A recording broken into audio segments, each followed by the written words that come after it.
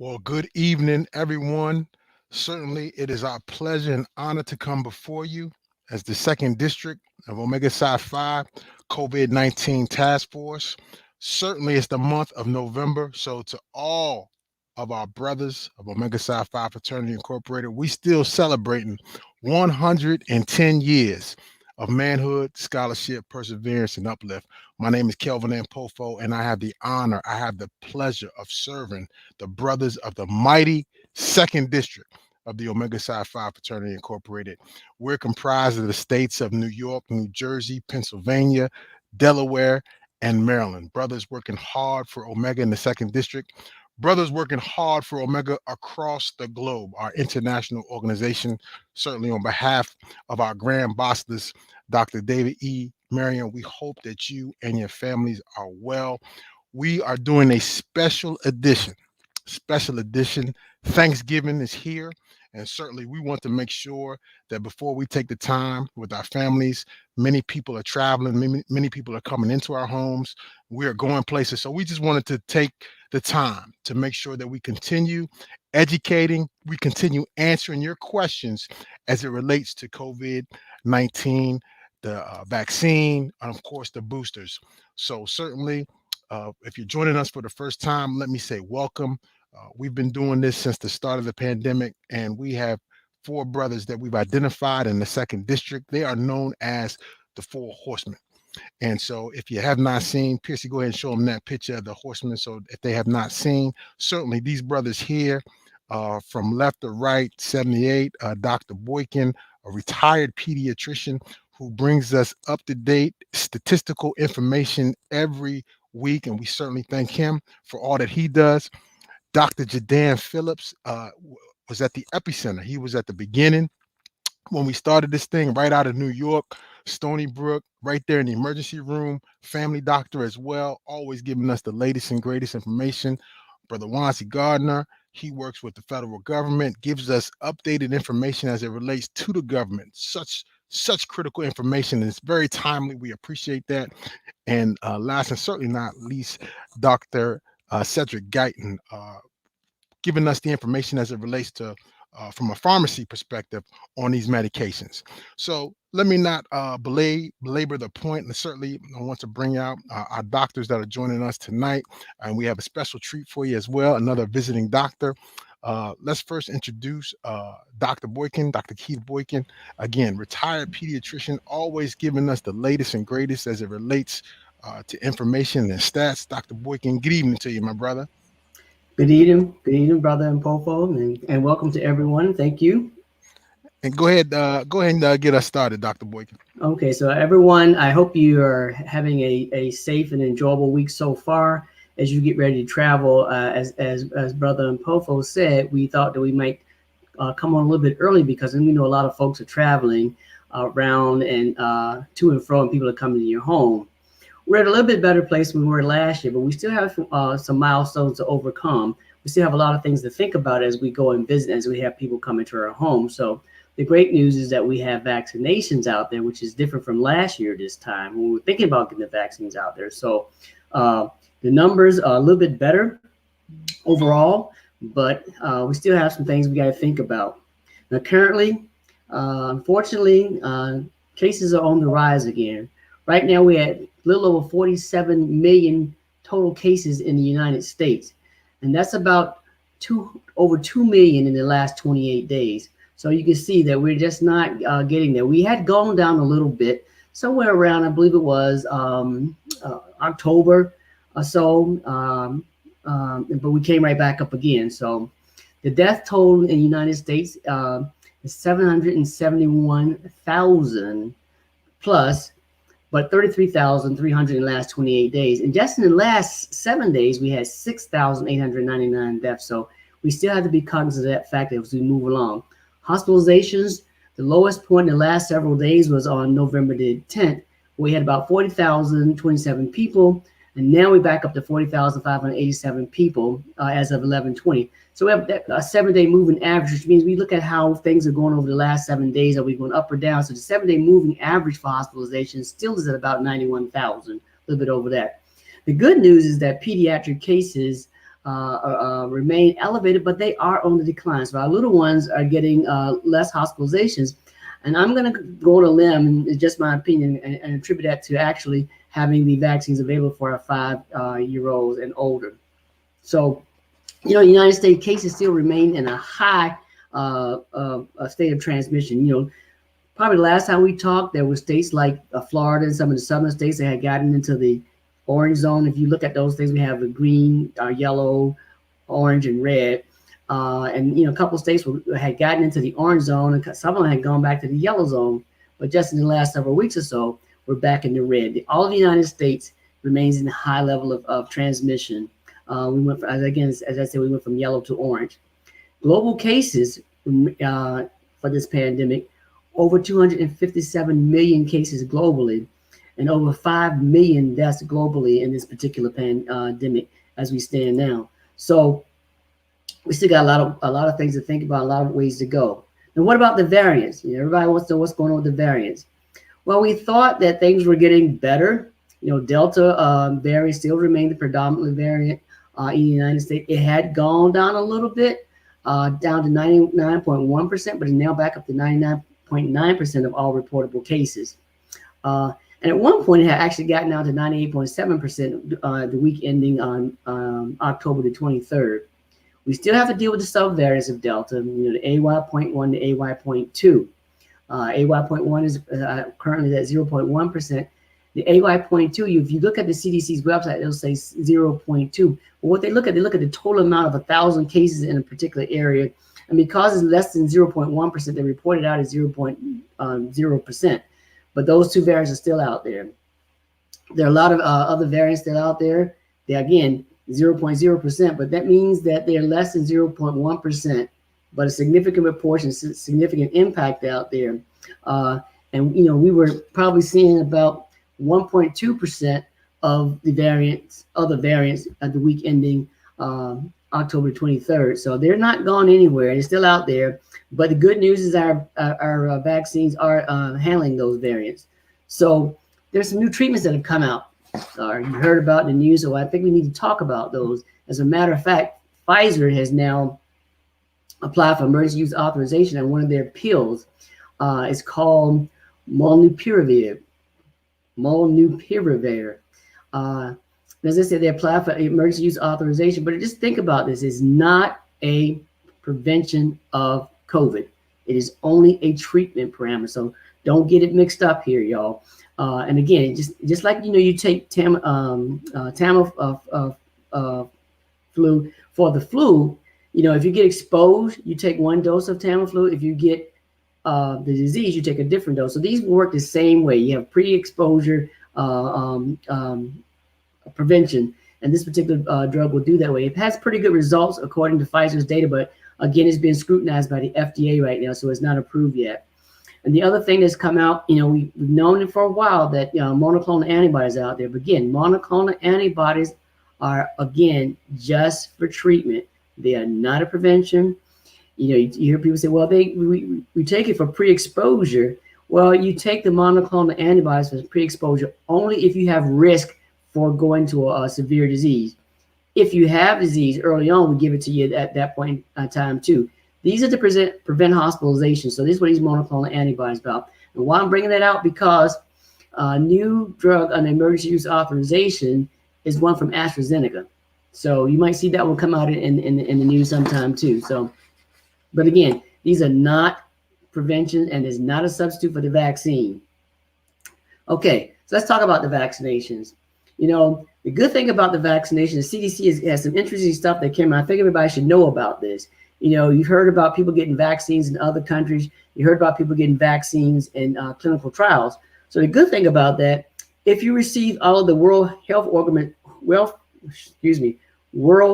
Organization recommended doses of a vaccine, for instance, if you got Pfizer or you got Moderna in another country and you completed the whole doses, you consider fully vaccinated. If you got another vaccine that was fully approved by the those might not be available in the United States, you consider fully vaccinated. Now, if you got one of these vaccines and meet all the safety standards and safety protocol, you consider fully vaccinated. Now, again, here's one that people don't know about. and some people have gotten this vaccine. The Novavax was a clinical trial that has not been presented to the FDA or CDC yet, but yet there are people that have gotten this vaccine, this Novavax vaccine. So if you've got the vaccine in that clinical trial and you did not get the placebo, and you got both doses of that particular vaccine because it's a 2-dose vaccine, you're fully vaccinated. And here's another good news about that. If you were a child in the Moderna study, 6 to 17-year-old, and you completed and you didn't get a placebo, but you actually got the vaccine and you completed the 2 vaccines, you are considered fully vaccinated. That's the only time you probably see a child between the ages of 6 and 17 that's not on Pfizer that's considered fully vaccinated because they participated in one of the trials. Now, the good news is that the FDA just met, and now we're considering vaccine boosters for everybody. That means the Pfizer vaccine and the Moderna vaccine approved for boosters for all. And remember, boosters are to be given 6 months after you completed the 2nd dose of the mRNA vaccines. If you have a Johnson & Johnson vaccine, you should get it within 2 months after that particular single dose shot. And we are recommending again that you get, if you can, get one of the mRNA vaccines such as Pfizer or Moderna, with the thought being the Moderna probably is the best combination, but any combination of the mRNA vaccines and Johnson & Johnson vaccine as boosters will work just well. So that's what we're talking about right now in terms of boosters. Okay, so what are our vaccination efforts? How are we doing so far, with the vaccines? But that's what we need to know about. Where are we at going into this holiday period? Well, the good news is at least 69.5% of all U.S. citizens have received at least 1 dose of the vaccine. Okay, but we're a little bit less than that in terms of fully vaccinated. Okay, if we look at the 5 to 11-year-old group, 73.9% of those have received at least 1 dose, and 62.9% of our 5 to 11-year-olds are fully vaccinated. Now, that's pretty good because think about it. You're going to see grandma. Grandma hadn't seen their granddaughter, and before we wouldn't recommend taking your child because a 5-year-old child, where they may not be symptomatic, could be carrying the vaccine, could be asymptomatic. And if you're an elderly person or someone in that household is not vaccinated, they have potential of potentially infecting that person. But now we have the vaccine to hopefully circumvent a lot of that. Now, 12 to 17-year-olds, 80.3% of those guys have at least 1 dose, and 69.2% are fully vaccinated. Looking at the 18 to 64-year-olds, 82.2% has received at least 1 dose, and 71% of those are fully vaccinated.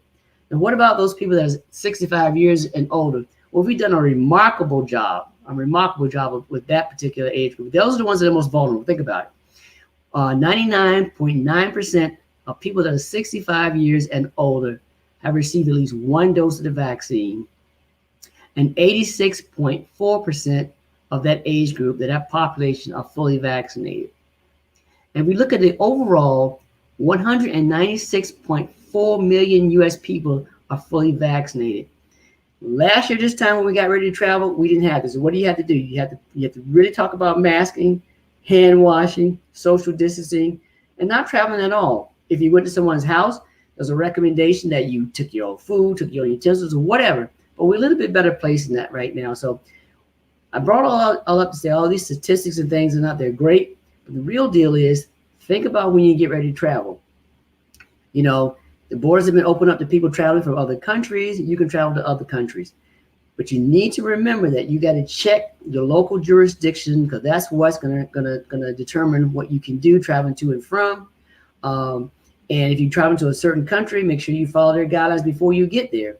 When you come back, there's some things you got to do. But I'm not going to take up all the time, because I want to give the time to the other ones and have some time to answer questions. But we need to think about travel as we get ready to celebrate this Thanksgiving. So with that, Brother DR, I will yield back my time.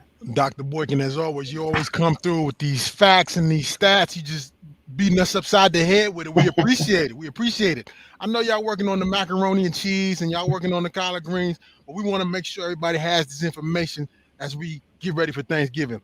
Want to shout out some of our grand officers that are checking in. Our first Vice Grand Bossless, Ricky Lewis. Thank you so much, Brother Grand, for your leadership. You're always hanging out with us all the way from the West Coast. We appreciate you. Our Grand Keeper of Finance, my big brother, Johnny Smith, out of Florida. Thank y'all so much for checking in. let's move to our second doctor from the Horsemen. We call him 88. Certainly no stranger to the brothers, but allow me to introduce to some who haven't met Dr. Jedan Phillips. Again, as I mentioned earlier, Dr. Phillips, again, all the Horsemen been here from the beginning. He was right there when this all began. So, Dr. Phillips, is always good to see you, my brother. Please, you have the floor. Well, again, thank you for the opportunity of being involved at this conversation at this critical time. Again, as Dr. Boykin just mentioned, we are entering the holidays. And unfortunately, what we have seen in the past is that this was the time when the numbers started trending upward. And unfortunately, what we've seen in the past couple weeks is an increase in the number of cases, even though we haven't seen it in the hospitalization rate and the deaths, but we've seen an increase in the number of cases. And again, as we go into the holiday weekend where we may be traveling from our local area to other areas or coming into settings where there are multiple people in one household who doesn't live in that household, I think it's important for us, number one, to make sure that we are celebrating this joyous holiday in the safest way possible, because there are quite a few people that are having Thanksgiving dinner this year, and unfortunately, there's an empty seat at their table. And that's someone that may have been lost because of this pandemic over the past year and a half to 2 years. So again, as we look at what are the things that we need to be mindful of as we start traveling, as Dr. Boykin said, you want to make sure that you practice safety measures that are critical.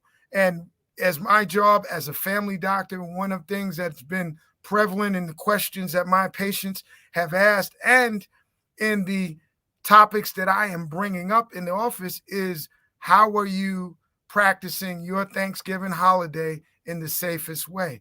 And people have questions about what exactly do they need to do? Should they have Thanksgiving with people who are not vaccinated? So all of these questions are things that my patients have been asking because majority of them want to be safe. Now, unfortunately, we still have people that are not interested in getting vaccinated.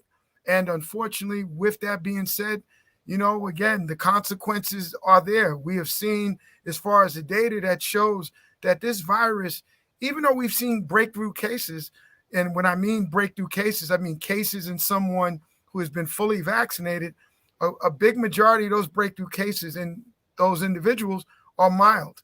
And unfortunately, in the cases that are much more severe, that are hospitalized, that are dying, we are still seeing that they are grossly, or majority of them are unvaccinated. So again, the data is still showing that the vaccine is being helpful.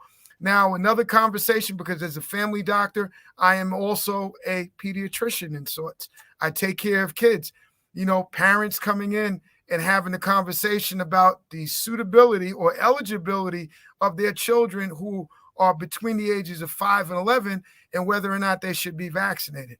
Now, again, fortunately, a big amount of those individuals, they were just waiting to have the conversation with their doctor, myself. And then once we've had it, they have said, okay, this is what I'm going to do. Because unfortunately, as Dr. Boykin has been saying for the past few months, we have seen the biggest rise in cases amongst our pediatric population. So that speaks to the vulnerability. And as I just made the point of the vaccine following the unvaccinated, that has been the group, unfortunately, that have not been vaccinated as much. So having these conversations with my patients who are parents is critical, because people are looking for the proper direction to make the best decisions for them and their families. And as we've talked about in our calls multiple times, they've even given a number value to the input or impact that misinformation is having. And we're seeing probably 30% of those who are deciding not to get vaccinated, their reasoning for that is based in misinformation. And unfortunately, I'm meeting people who as parents were vaccinated and now they don't want to get their kids vaccinated. And as a parent who has lost a son, and as Dr. Boykin said many times on our call, one death of a child is too many deaths. And if we can help prevent that, then we need to be on the push to making that happen. And as I said, the other question that a lot of individuals have been asking during, my patient visits is, should I get a booster shot or not? And these are people that fit the criteria. They have comorbid conditions. They work in a high risk situation, or they have an age level 65 and over, that makes them high risk. And they've had their second shot 6 months ago, or their Johnson & Johnson 2 months ago. So they need to be communicated with and informed that this is the proper course of action for them. Because again, one of the things that they're saying, if you want to travel, you need to first make sure you're fully vaccinated if you want to travel without any feelings of, am I doing the right thing? Because unfortunately, as we've seen before, our desire to be around one another, which is natural for all of us, sometimes that feeling is hard to refuse. As I look at setting up for Thanksgiving at my house, unfortunately, I got some family members that are not vaccinated. And, if they're not willing to do the mitigating, things such as you have to wear a mask the whole time in the house, unfortunately, I got to be the hard guy who's the guy at the door of the club saying you are not on the guest list tonight, and that unfortunately is the reality of this, because as I said at the top, we are seeing tables that are having meals this year and they're empty chairs. And unfortunately, there may be more empty chairs as we move forward. But as Dr. Boykin and all of the doctors and other individuals that have participated in this initiative, being the COVID task force, have said, we have a means of protecting ourselves. But again, I understand why people are reluctant. I understand why people feel that, I'm not trusting of it. Again, what happened in Wisconsin with the recent trial result with the young man that unfortunately shot a few people at a protest. Unfortunately, that in itself, even though it has nothing to do with medicine, is something that may make a person say, you know what? That's why I don't trust them folks, yo.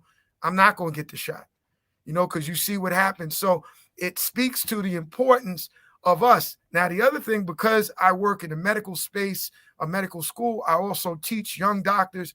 Again, a lot of people are uncomfortable from the medical side about how to ask someone about, are they vaccinated or do they have questions? So I go over strategies that make that icebreaker moment a little easier for them.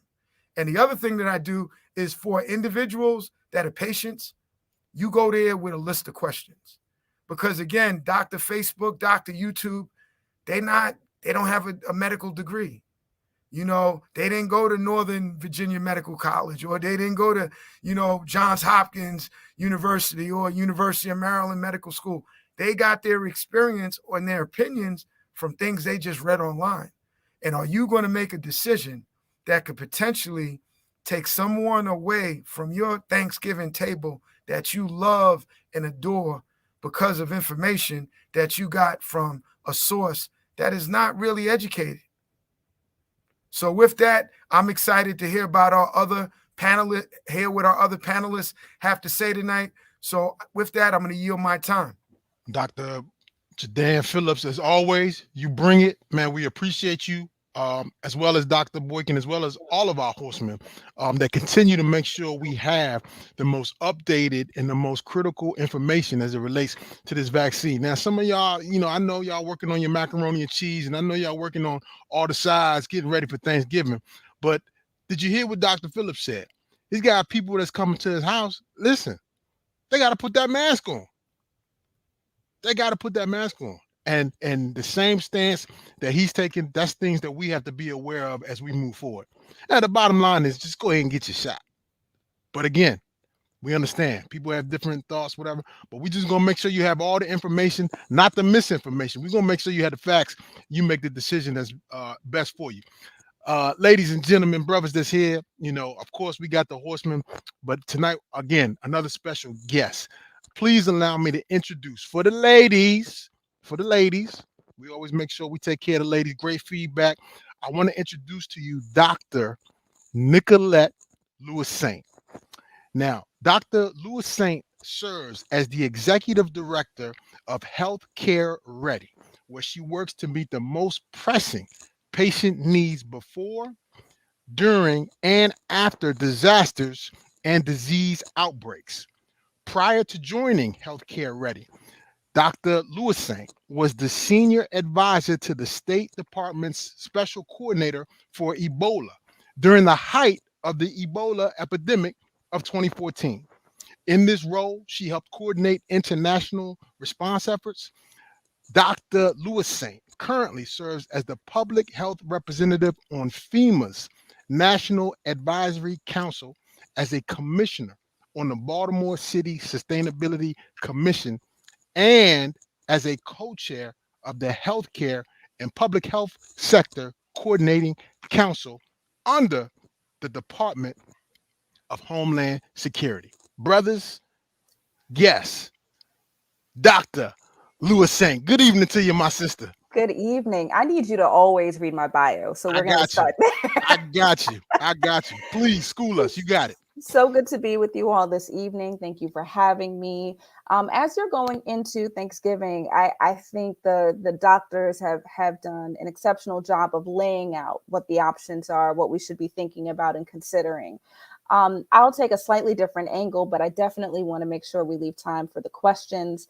As we're thinking about going into the holiday, knowing that some of our family members might not be vaccinated, but also that there still is a question of acceptable risk. And I think that's really what this comes down to. We're thinking about what level of risk are we comfortable exposing our families to?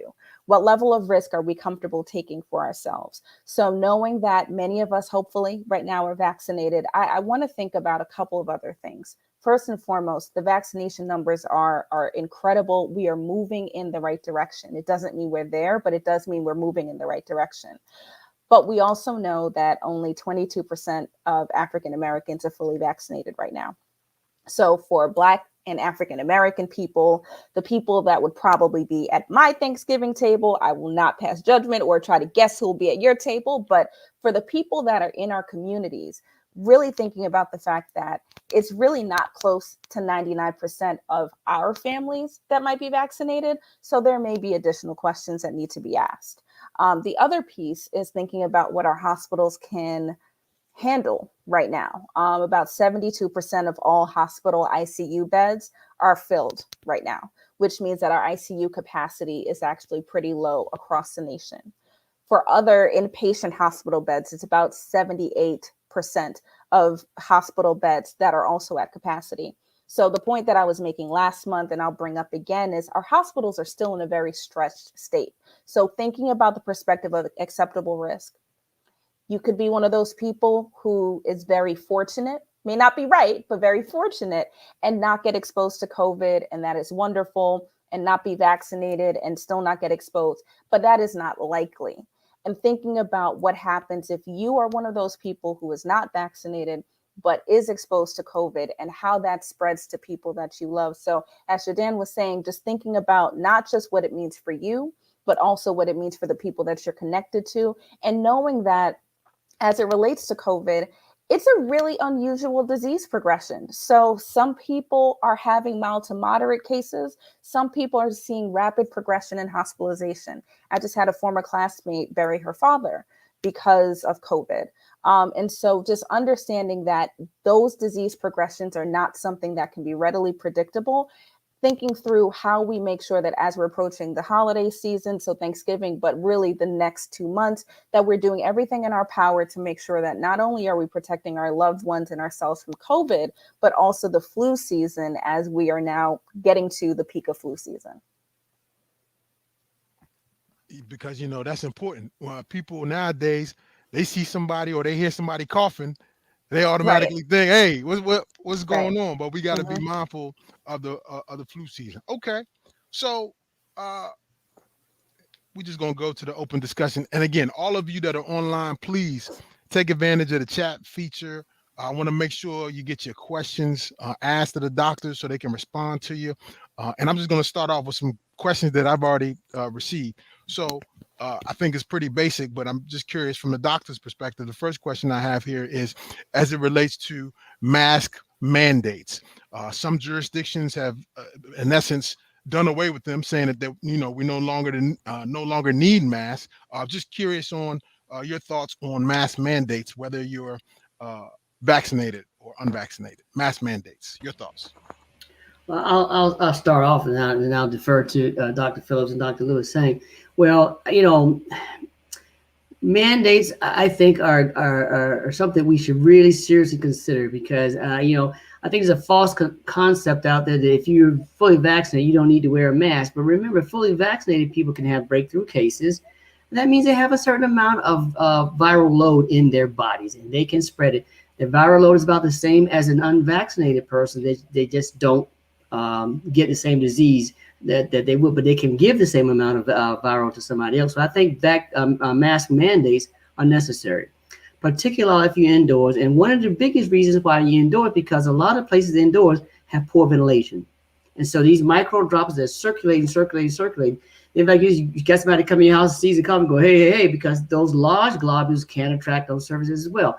And those surfaces are frequently loose, like handrails, doorknobs, things like that. So if you don't have a mask on you indoors, you're just asking for it.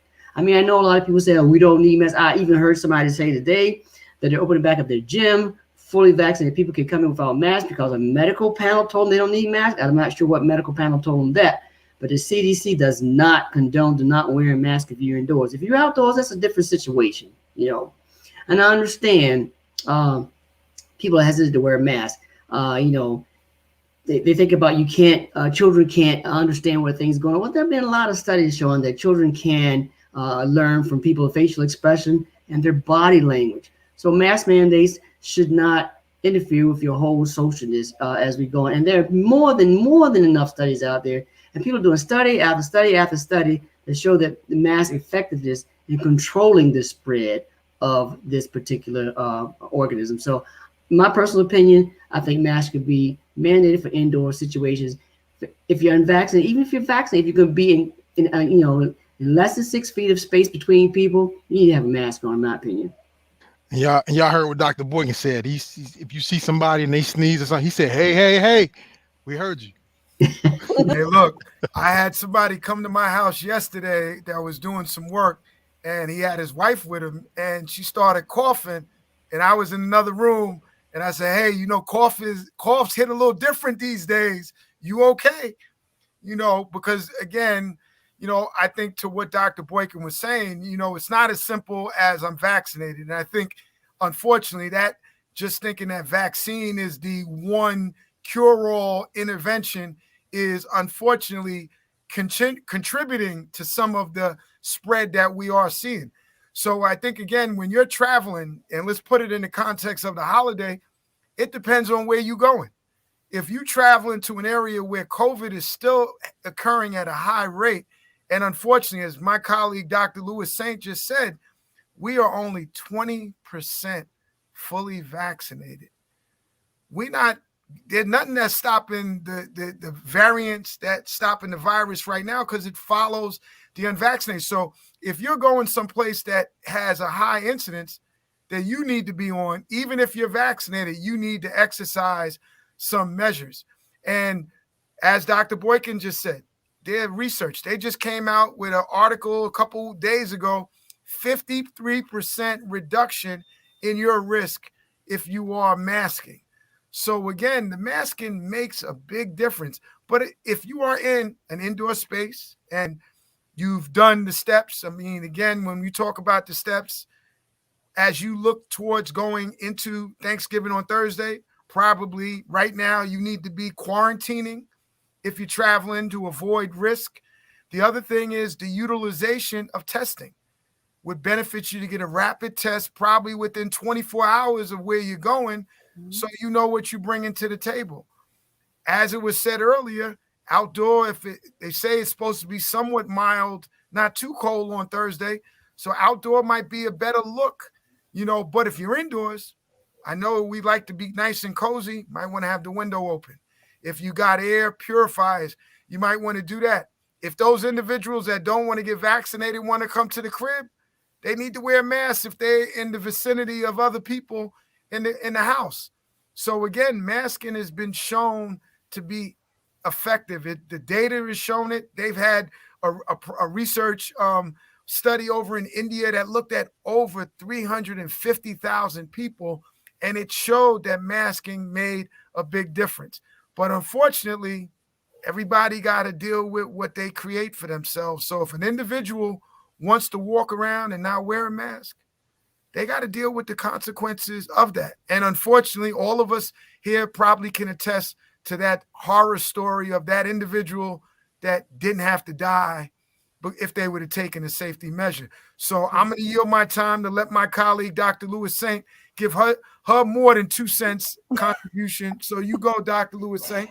So I think when we're talking about being at work, mask mandates, to your point, it really depends on the situation. So for example, if you are moving through shared spaces, should you have on a mask? Absolutely.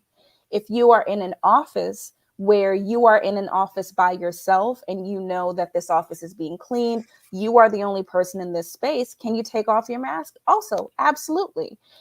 But it's also important to remember that we've seen over the last year and a half, we've seen a reduction in the common cold. We've seen a reduction in the flu.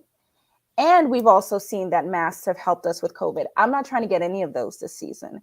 So the idea that we may be mildly inconvenienced by having a mask on, but also find that we are not dealing with those other pathogens is not a harmful thing. I'll go a little bit further and say, if we're thinking about being in closed spaces with our loved ones, I think right now we should be thinking about ventilation, windows being open, people being able to move through, really looking at your space and saying, I know we've had 30 people here normally. We can safely have 10 to 15. Those are things that we should be doing.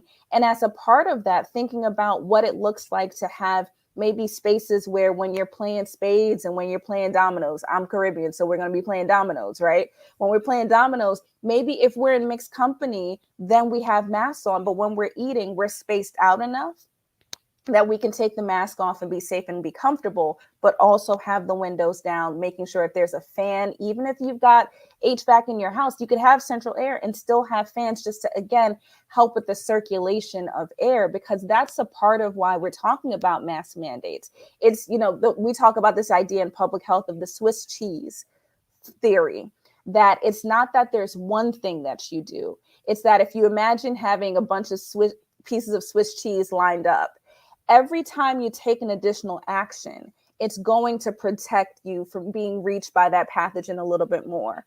So that hand washing, that mask wearing, the vaccination, the social distancing, it's not that there's a magic bullet. It's that as you do those things collectively, that's where you get full protection or real protection. So to me, mask mandates are important. We're not seeing any jurisdiction that's at a level where we would say, oh, they're 75% vaccinated.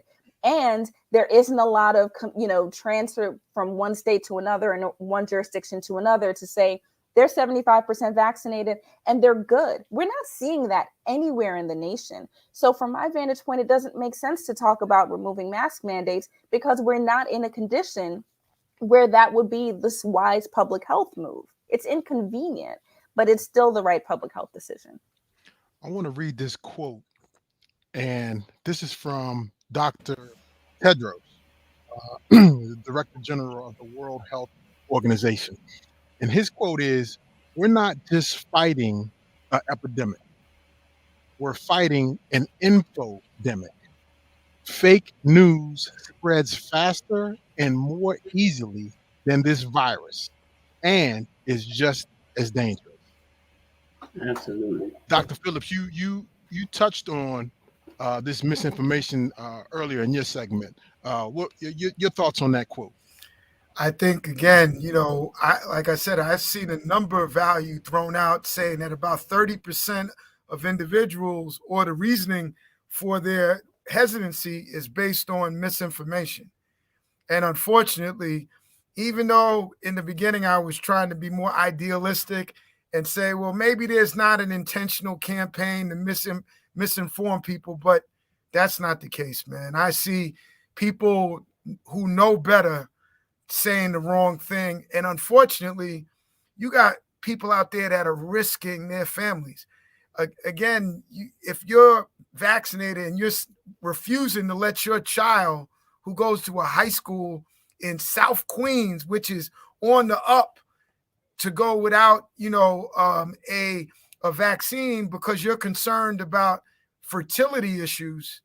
Again, people are making decisions all the time. And that's why it's so critical. Number one, go to your doctor and ask a question. Find some trusted medical sites. For me as a family doctor, the American Association of Family Practitioners, that's been a great site for reliable information. The American Association of Pediatrics, the CDC. These are all spaces where you can find accurate information. Now, yes, fortunately, the social media platforms are starting to crack down on it. But I'll be honest with you, man, I get questions all the time, and I'm still seeing stuff that we talked about on our weekly calls from 2020 being things that are making people hesitant right now. And as I said, how many poor people at your Thanksgiving table are you going to have to lose before you recognize that this is something that's serious? I had a patient come in the other day. She is an entertainer in a gentleman's club. She has a 5-year-old child, and her father just died from COVID. And she says, I don't believe that this exists. And I didn't get angry. I says, well, tell me what you're thinking. What are some of the thoughts that make you say that it's not real, just to try to identify it. But after that, you know what I said? I feel for her child, because I'm feeling for these children that are being led by their parents that are supposed to educate them, that are supposed to keep them safe. And one of the ways we got to do it is sometimes doing a little bit more than the easy, meaning, okay, maybe it's easier for me to look on Facebook, but maybe I need to go to a website, or better yet, while I'm at this doctor's appointment for myself, hey, Dr. Phillips, what do you think about my child getting vaccinated? So Brother DR, yes, the misinformation is real. And again, Dr. Lewis Saint, Dr. Boykin, myself, and other people are very, very invested in trying to fight it, because it's killing people, man. And right now, to use misinformation it's like you're in a Roman gladiator battle and you got this shield that's about 20% the size of a normal shield, and you think you're going to fight Maximus and not catch no licks. Again, we need to make that shield bigger, because, again, that vaccine has shown that it can stop the blows, that it can mitigate or lessen the blows. And unfortunately, misinformation is making a lot of us, and when I say us, people of color, because we have been hardest hit. It's easy to say, hey, you know what, I'm not sure I'm going to get a shot. And you live in a community where 75 to 80% of the population in your local community has been vaccinated. When you live in a community where only 20%, and we all go to Key Food on Astoria Boulevard, and we take the 7 train at 103rd Street, and we live in this apartment building and take the elevator up and down. And better yet, because I haven't heard anybody say it yet, we having Thanksgiving dinner with our great-grandmother, with our grandmother, and with our kids. So again, it's critical for us to understand that we are still incredibly vulnerable. And that shield that I'm talking about, we got to make it stronger and bigger. And the best way we can do that is gain information that is factual and accurate. Sticking on that lines with the factual information, we know it's so important. And one of the things that also, when we're talking about this vaccine, and it's a question that continues to come up month after month, is that, the questions of fertility. And, there have been some questions as it relates to whether or not, females that, are obviously would like to make sure that they're able to conceive? Is there an impact on the vaccine? Should they be taking the vaccine? Those females that are pregnant, should they be taking the vaccine? So I was wondering, Dr. Lewis Saint, I don't know if you want to chime in or comment on that for us. Sure. So there have been extensive studies related to the impact of fertility, as well as the impact to pregnancy. So I do a lot of radio as well, and a lot of folks say, well, I was on the CDC system. The CDC system is a vaccine adverse events reporting system. You can go in and look at the data. I can go in and look at the data, but that data is then analyzed to determine for the number of events that they may see. So for pregnant women who experience miscarriage after the vaccine, who were unvaccinated, are they seeing anything that is greater than what you would normally see in nature, right? So when you look at all of that data, not just in the US, but globally, it is shown that pregnant women are not seeing an increased risk of miscarriage, are not seeing an increased risk of difficult pregnancies, are not seeing any harm to the newborn as a result of being vaccinated by COVID. In fact, what we are seeing is that that vaccinated mother is then able to pass on antibodies to their infant, to their newborn, which, if we're thinking about where most newborns are being delivered in a hospital setting, that is something that's incredibly important in the middle of a pandemic. So we're actually seeing the inverse from the vantage point of pregnancy, is that there are benefits to being fully vaccinated during pregnancy. For women of childbearing age, women, young women who may be pubescent, prepubescent, I've heard some dads, for example, say to me, well, am I harming my daughter if I get her vaccinated? The answer is, again, no. We have not seen any linkage whatsoever between COVID vaccination and any impact to fertility. That also goes for the men, though, because we should be remembering that fertility is not just about women, right? So when we're talking about men, what I will say is COVID infection actually, because it does impact the vascular system, has shown some harm to men's fertility. So if we're talking about making sure that we are all not harming fertility, we're actually seeing that infection with COVID, progression of the COVID disease, is showing longer term impacts to men and their ability to produce sperm, to produce healthy sperm. So those are actual risks that we're seeing. We're not seeing any risk related to the vaccine or vaccination, but we are seeing some risks associated with COVID infection and surviving COVID illness. Well, you just put the thing down, flipped it and reversed it, didn't you? I mean, Dr. Phillips, Dr. Lewis Saint, she just giving it to us. Dr. Lewis Saint, we appreciate you. Man, I'm over here taking notes. Dr. Boykin, go ahead, give us some info, Dr. Boykin. Well, it's hard to follow Dr. Lewis Saint in that regard, because she said exactly what it needs to be said, particularly in the pediatric population, because a pregnant woman can pass those antibodies on. And we do know there are cases of newborns dying of COVID. So it's not unheard of. You know, people think that newborns cannot get COVID, but they can certainly get COVID.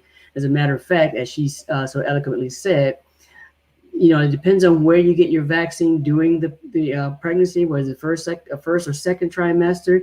I think the earlier on you get the vaccine, the better off you are. But that baby has a better protection once it's born, because they obviously can't get a vaccine yet. They're working on some for 6 months and so on.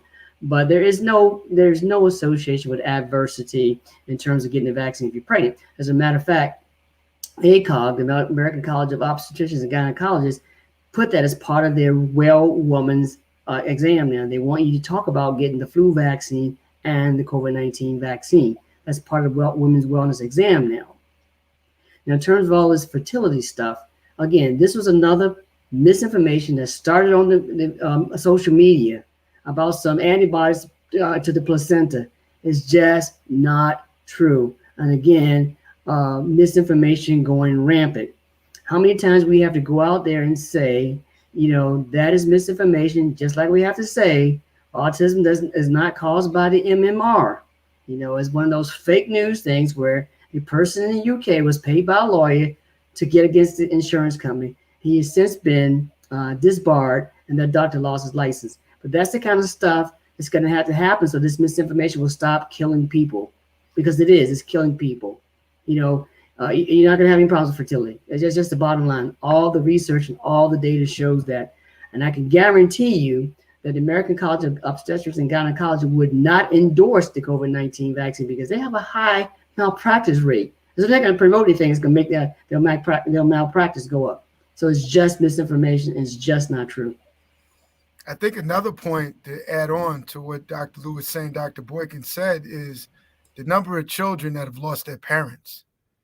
You know, when we start looking at the vulnerability of our future, you know, whether it's procreating or the kids that are already here, there's 250,000 children right now that have lost their parents due to COVID. And again, you know, all of us just speculate on how your life would be if you did not have your mother and father.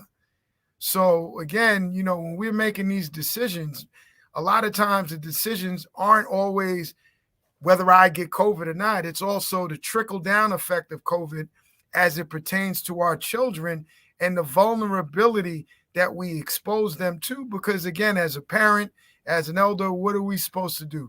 We're supposed to protect them. We're supposed to nurture them. We're supposed to take them into all of those great places that they're supposed to achieve. And not having your parent there is one of the major things that can change a young person's trajectory in life. And we come from communities where we don't see a whole lot of success as is. And this could, again, just add on to it. So just wanted to add that point as we're talking about our future and how COVID is impacting that possibly. Let me ask this. Let's go back to the boosters. If somebody got J&J the first time around, now it's time for them to, you know, we're talking about mixing and matching. There's been some discussion on that, whether you should do it, whether you shouldn't do it. Maybe somebody that got J&J, they feel Moderna is stronger. Let's talk quickly about mixing and matching. What are the do's? What are the don'ts? What can they do? What shouldn't they do? Mixing vaccinations. Well, you know, it's clearly written up that you can mix and match these vaccines, particularly if you were a Johnson & Johnson recipient. Because remember, Johnson & Johnson people received the vaccine a long time ago, so their antibodies are probably waning a lot quicker than someone that took the mRNA series. So the thought is, if we give that particular person an mRNA as a booster, we can boost their antibody production, produce a protection. But it's not to say that they cannot get a J&J booster. But these are people that should get the J&J booster within 2 months of getting the first one. It's probably the best scenario for them. But if not, if those are ones that got it, you know, way back in December when it first came out, in January, I'm sorry, when it first came out, they should probably consider getting one of the mRNA vaccines. Likewise, if you got mRNA vaccine and you don't have access to your booster with the same vaccine, it is okay to get the other one. You can get Moderna and Moderna and Pfizer, or Pfizer, Moderna, whatever. The whole idea is to just get your booster. Get your booster. And so that being said, that, you know, it's not unheard of, and I've already seen people getting J&J, they got the Pfizer, for example. I've already had some experience with people getting that. I haven't had experience with people getting the mixing the two mRNAs, so they kind of sticking with what they've got, because the availability of the boosters for both of those series is pretty available right now. And so, you know, and we even talk about boosters for the 12 to 17-year-old age group. Now, anyway, so you say to me, well, why I'm not the 5 to 11? Remember, we just started a vaccine series for those kids, so we don't have enough data and time to see if they need a booster right now. So, you know, if you're 12 and older, if you've gotten, the only one you could have gotten is Pfizer right now. So you should get a Pfizer booster, or if you're over the age of 18 and older, and you get a Moderna booster, because they're already available for everybody now. It's no longer restricted to those with underlying diseases. So I'll yield my time. Can we talk? We got about 5 more minutes. Can we talk about the kids that are now eligible for the vaccine? Can you give it to us in as plain, as simple as we can? What dosage? How much are they getting as it compares to the adult? We've got some parents that are now on the verge. They're saying, you know what, I want to go ahead and do this. Let me make sure I got it right. How much is my baby getting? And talk to us about the kids, what they're getting. What's the dosage? Well, they made it very easy to not mix up the doses. Children are getting 10 micrograms of the Pfizer, which originally was 30 micrograms. So they're getting one third of the dose. I'm sorry. And so it's very easy to do. Unfortunately, some pharmacies out there are using the purple top tube and trying to dose it down, but it's not the same because the formulations are not the same as is in the orange. That's why we made this particular colored dose. So your child should be getting 10 micrograms. And the best way to do that, and I don't have anything against any of the pharmacies doing it, but because the mistakes have happened out here, your best hustle is to get it from your child's healthcare provider or a healthcare center where those things are regulated so closely by color coordination with the orange top Pfizer vaccine. So they get less of the dose. As a matter of fact, if you are older and you get in the Moderna, you're getting a smaller amount of vaccine boosted for that one as well. But for these kids, you're going to get that. Now they say for instance, well, my child is 11 right now, so he's going to get the purple top.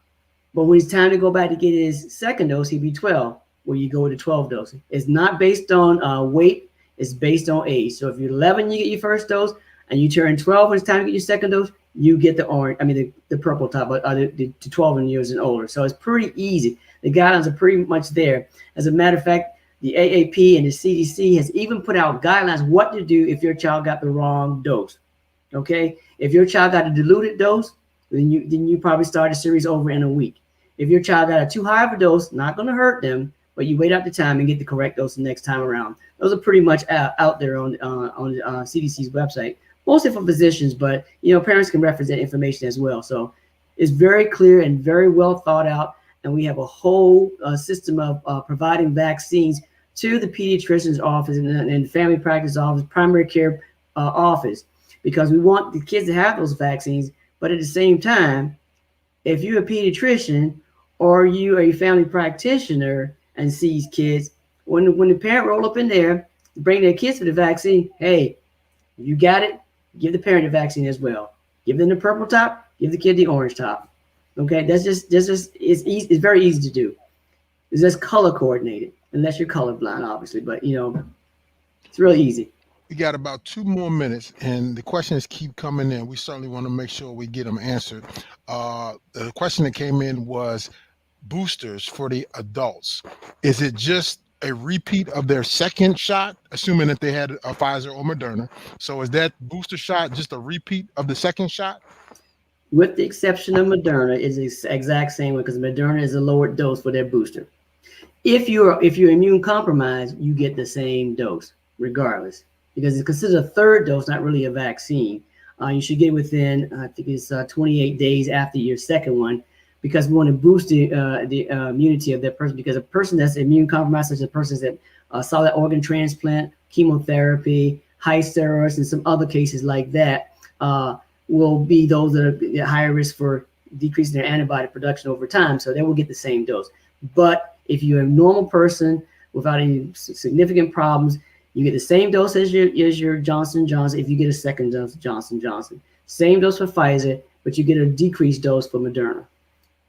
Very good. Very good. And I think the last one for the night, then we'll go to your closing statements, all of you. Exemptions, specifically medical exemptions. From a doctor's perspective, what would constitute a medical exemption in your opinion? And again, we've been doing this for so long. We say it every show, but I'll just do it again. So the words, the comments that you've heard tonight, that you continue to hear, these are their own opinions. They do not reflect the Omega Psi Phi Fraternity Incorporated or any entity that our doctors may be affiliated with. So with that, exemptions. Well, the exemptions have been interesting because as a family practice doctor, I got people coming in. Now, I've been very clear from the gate, from the beginning of my position when it comes to the importance of vaccinations. Now, again, if a person has an allergic reaction to a component of the vaccine, then that would be a legitimate medical exemption. If they have had what we refer to as an anaphylactic reaction once they've received the vaccine or a vaccine, that would also constitute as a reason for a medical exemption.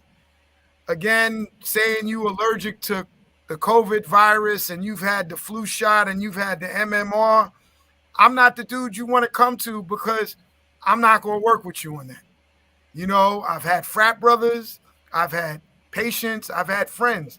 Yo, what do you think? Could you help me get a medical exemption? No. If it's not real, no. The other space where we're seeing, you know, is the religious exemptions. And again, those are the ones that are a little more gray as far as the stringent guidelines. But I will tell you this, at Stony Brook, if you work here, you got to fill out some pretty detailed paperwork in order to qualify for that. So if you ever got vaccinations before and had no problems, you're not going to just pop up and say, I'm allergic now. So again, the other thing, and if you're an allergist, you get in business right now because you know what I'm doing? If you feel you got an allergy, go see the allergist. I'll give you the referral, and then they can do official testing. So unfortunately, you are getting a lot of people that are trying to push it. And they're trying, as some might say, they're trying to step over the line. But again, fortunately for me, those numbers have been decreasing because I just have not presented myself as that doctor that's willing to work with you on this situation, because this situation is different than just the flu. This is a pandemic. We are over 800,000 people dead. And for a medical system that spends the most than any other medical system in the world, we are not doing well when it comes to preventing this. So we have to step our game up. And I know America is about the rights of and personal freedoms, but again, this situation has made all of us have to look at, how does my decision impact those around me? You know, and I found actually when you phrase it in that way, I've seen some people who have been like, wow, I never thought about it that way. I never thought about how it could affect my mother or my kids. I'm going to go get my shot. But again, it's a hard process to go out here and get an exemption because a lot of institutions are not going to be that easy place. We saw a pastor in Brooklyn. He started doing religious exemptions in mass, and they caught up with him and shut him down on that. So again, it's not something that I personally, if you don't have a real reason, that I support. Because again, what you going to do when you lose? You're going to say, I'm sorry? You know, how you going to tell that person's loved one or your loved one when you could have protected them, you know, that you decided not to do it because of whatever reason? But I see my doctor right there about to jump on. Go ahead, girl. I'll only make one comment. Religious exemptions are normally based off of the composition of the vaccine. So a religious exemption normally comes from a place of saying what is in this vaccine or how this vaccine was produced was in a manner that violates my beliefs. There may be some pig cell lines that were used. There may be cell lines from aborted fetuses, which is really not true. Those sorts of things are where the religious exemptions come from. A religious exemption is not, vaccines are not a part of my religion. It's truly about what's inside of the vaccine. So when you look at the composition of the COVID-19 vaccines, it will be difficult to verify a religious exemption because of the nature of those vaccines, the cell lines that were used to produce those vaccines, and the composition thereof. So if we're talking about religious exemptions, those barriers will be abundantly difficult to reach, just knowing that the composition of the vaccine is frankly not going to violate those traditional and already established protocols to say that there is something that may be in line with a religious exemption. Absolutely. Absolutely. 100% on. That's how we do. Well, we've come to that time. Let's start with the ladies first. Dr. Lewis Saint, again, thank you so much for joining us. Please Give us a 1-minute close. Anything you want to share, anything you want to tell our guests as we prepare to go into this Thanksgiving holiday. So I just want to thank you all again for having me. This is so wonderful that you've continued to do this and to share this information. I'm glad we were able to get to the Q&As. The goal here is to make sure that you have as much information as you can leading into the holiday. It's not too late to get vaccinated. It's not too late to get boosted. It's not too late to get your flu shot. It's also not too late to get tested. So as you're going into the holiday season, I just wish you peace and safety and the ability to take all of the precautions that have been made available to you because of the work that science has done to make sure that we can survive this pandemic. Outstanding. Thank you so much. Outstanding. Thank you so much, Dr. Lewis Saint. And the questions continue to come, so we'll be touching base offline. We'll have some follow-up. Let's go to 78. Dr. Boykin. Okay. First of all, thank everyone for coming out and attending our webinars. As Dr. Lewis Saint said, our goal is to not beat you up about whether or not you take the vaccine, but give you enough information so you can make a good decision. So remember, Thanksgiving is just the beginning of the long holiday season. We've got Thanksgiving, we've got Christmas, we've got New Year's. A lot of gathering and party will be going on. But at the same time, the biggest holiday for the kids is going to be Christmas. So now we have the 5-year-old vaccines. The 5-year-olds and above can get vaccinated so they can enjoy going to see grandma.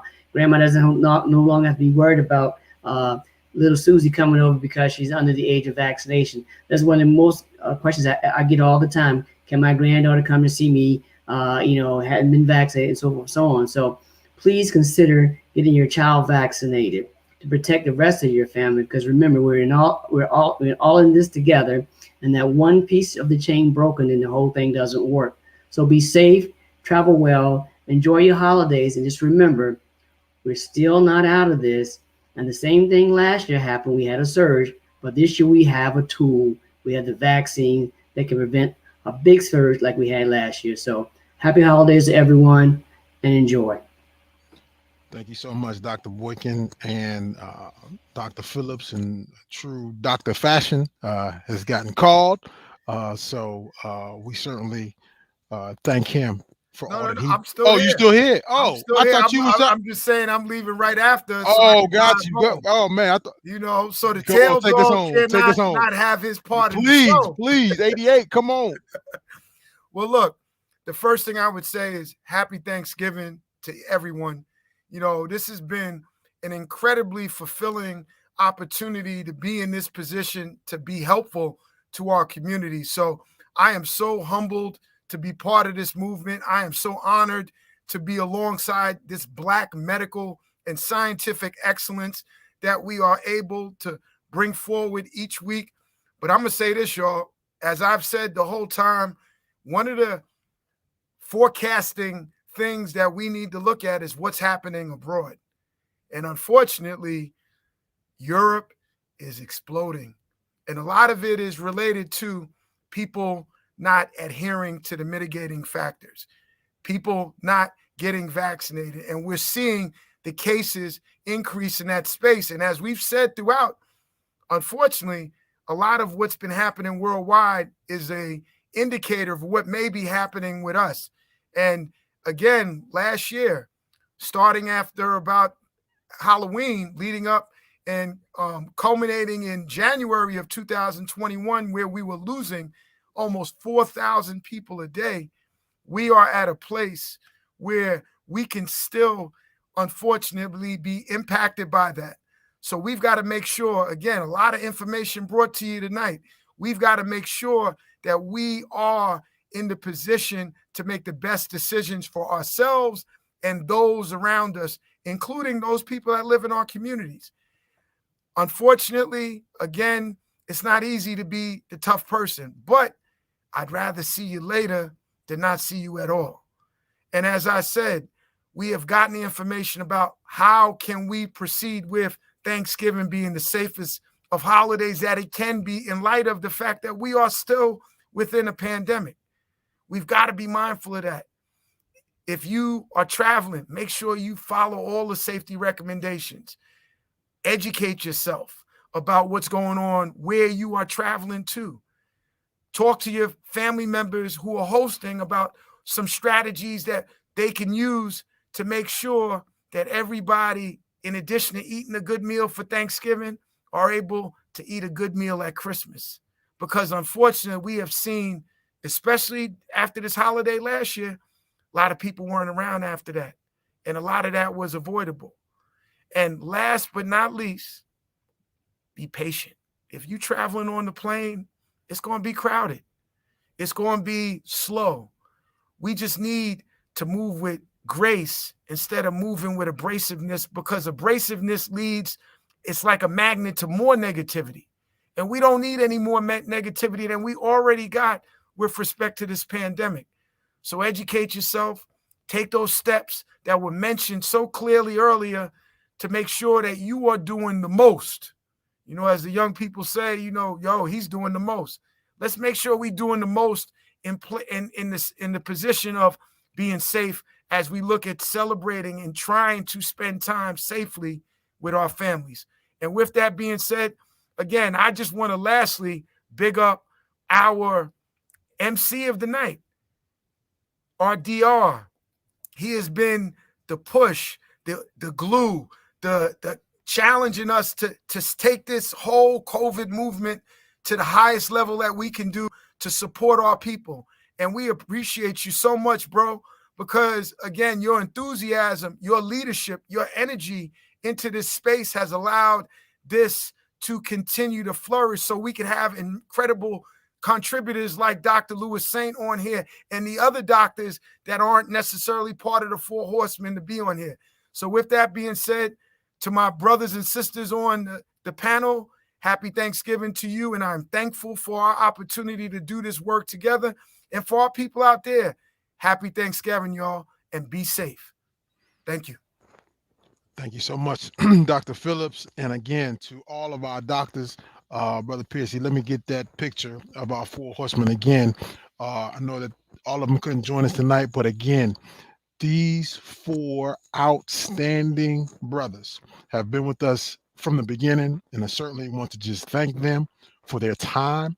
I want to thank them for all of the treasures that they have shared and that they continue to share with all of us on a routine basis until we see this thing through. Again, in closing, our producers, Brother Piercy, working backstage, thank you so much. Brother Ed Hill, Brother Tim Worley, making sure that brothers from around the world can see this broadcast. Again, the month of November, we salute all of our veterans that have served. Thank you so much for your service. To our brothers of Omega Psi Phi Fraternity Incorporated, 110 years. Happy Founders Day. We still celebrating. And certainly this Thursday, Thanksgiving. We take the time and we give thanks. And as you've heard tonight, there's some tables that are going to have an empty chair. Those families, they're in our prayers. But let's do our part to make sure that we all remain safe and vigilant. As always, please take the time and consider donating blood to help save a life. Brother Kelvin Ampofo, the 2nd District Representative. Good night and stay well.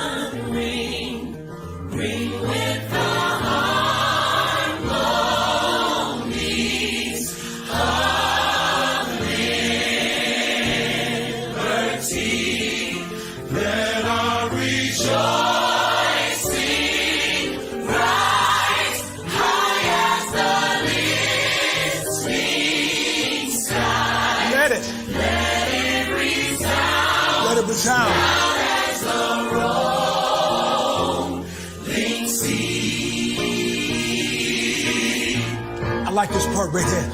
Come on. Sing a song full of the faith that the dark past has taught sing a song full of the hope that the present has brought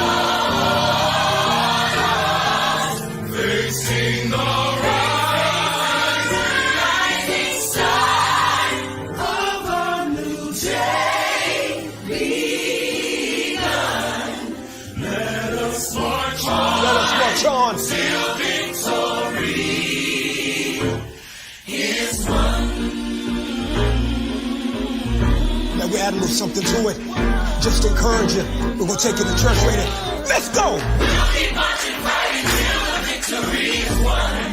To all my brothers out there. Hold your head up, brother, till the victory is won. To all my sisters in the struggle. Keep believing, sister, till the victory is won. Till that day. Till that day comes. Hey. Let us march.